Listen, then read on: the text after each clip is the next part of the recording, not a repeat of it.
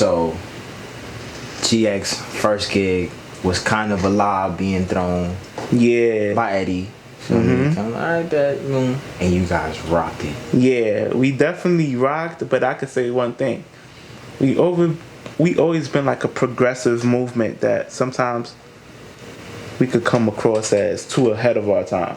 Absolutely. I would agree with that. So now everybody catches on to what you're doing while you're doing it.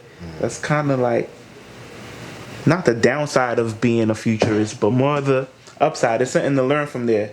Sometimes you gotta slow it down for them to catch up. Yep. But at that particular day, we did some extravagant ass intro that nobody was really trying to hear. Ooh. Yeah, they were just standing. Like, these niggas is nice, but what the fuck? I don't want to dance to this. Yeah, it's like just. Wow. Okay. So I don't want to dance to this. That's so you guys were able to really see. Yeah. Okay. What was what? We was studio junkies, but we wasn't live performance junkies yet. So your first show was like a test of times. Like, okay, we need to leave that studio shit for studio. You feel me? Adjust to what the dance floor. Is yeah. So that built a whole another muscle in my arsenal of shit I could pull out when I do the albums now. Like, you feel me? Like, I could get in that bag if I wanted to. I could get in an emotional bag where I'm really going into space and time and expressing my true feelings. You know, when you're expressing your true feelings, you could pull anything out and make a hit out of it. Absolutely. Yeah, when it's real. When it's real. When it's real. So, when would you say GX even started? When did you guys come together on some young posse shit, on some young niggas just coming together with the same goal in mind? Right. And just different individuals with distinctive talents. Like, I bet we just gonna do this and hope for the best and, put out content, release stuff. When would you say that came about? I'd say the year that I met P. 2003. We met in Jane Addams High School. Got you. I had to go forward to go back a little bit. Right.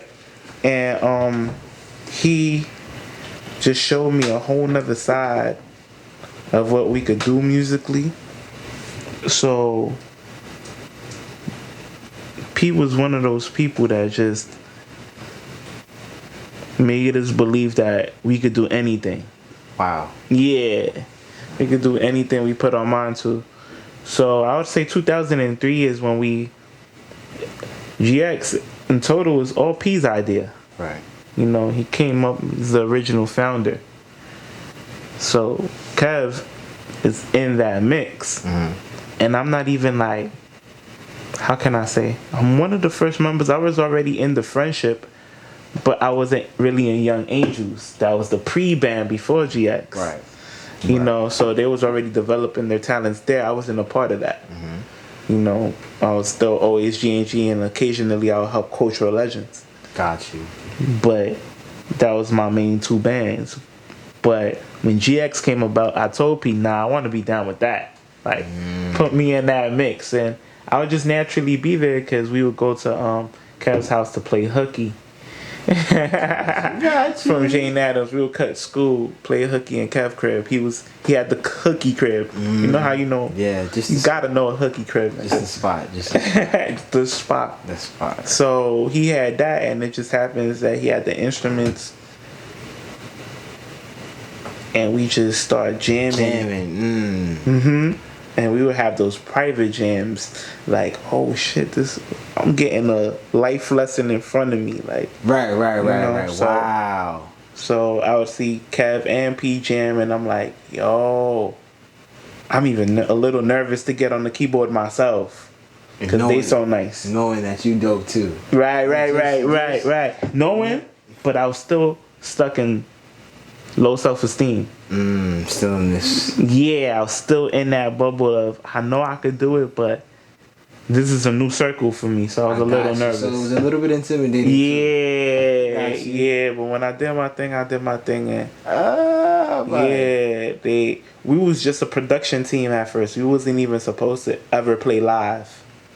Yeah, that was the plan behind P and Kev thing. Wow. That they just wanted to be a production team. We produced for different artists. Seriously, it was never supposed to meet the stage. Nah, we was never supposed to like do what we did, and that's the great miracle about life. How God surprises you in your journey. Wow, You know, you guys are one of the best performers. Boy, I appreciate that, Yeah, bro. And speaking from personal experience, I have to just highlight how much you guys changed my life as a musician, and Bro, you could scroll the camera this way. and you know, just pushing the boundaries, you know, as far as, you know, sonics and just making me feel like, okay, I love Punta so much. Where is this gonna go in the next couple of years, in the next few years? Right. You guys gave me an idea of what I could see it is going, along with other individuals too. We're not here to diminish other guys from the artists, but I'm speaking just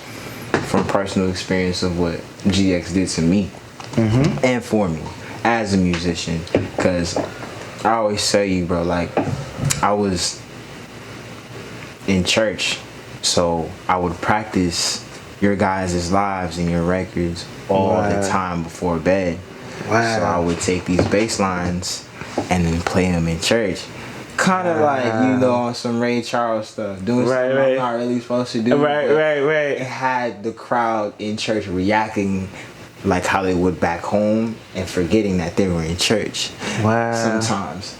And I would love it because it's like, yo, like, you don't have to be so serious. Like, music is a beautiful thing. We're all supposed to enjoy and release and feeling. So, wow, that was that. So I would take those GX bass lines from P, you know, Cav, all of y'all, Jovi too. Right. Beast. So I do all of that and I just sponge it all up. Wow. And just play them in church and whatnot. So you guys really, like, any release, anything that I seen was coming up, any show, you know, I'm away, so I'm just loving and admiring from afar. Right. The videos on GX Vision, I want to tap into GX Vision now. Right. So the video.